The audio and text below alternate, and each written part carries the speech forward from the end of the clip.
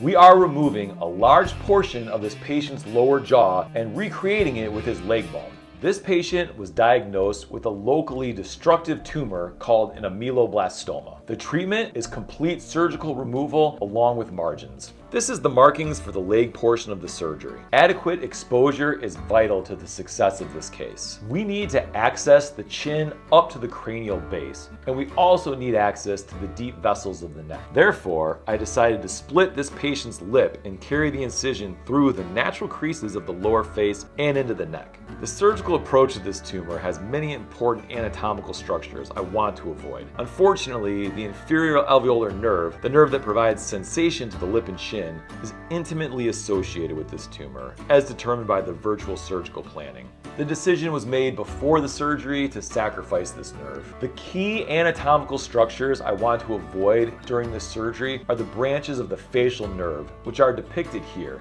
The branches of the facial nerve control the movement of the face, and if any of the branches are damaged or severed, this patient will have facial paralysis, possibly permanently. The dissection through the neck and into this tumor is planned and performed in a way to minimize damage to the facial nerves. However, there is a real risk of facial paralysis in a dissection of this size. This custom plate adapts perfectly to his native bone and recreates the body, angle, and ramus of his missing left mandible. My portion for the time being is over, and the plastic surgery team steps in. Here is the custom-made model with the planned surgical result, and here is the fibula shaped in the exact same fashion. The final screws are placed. Now we drape the soft tissue from the leg over the bone. This patient spent over a week in the intensive care unit. The flap survived, and his facial nerve is completely intact with no facial paralysis.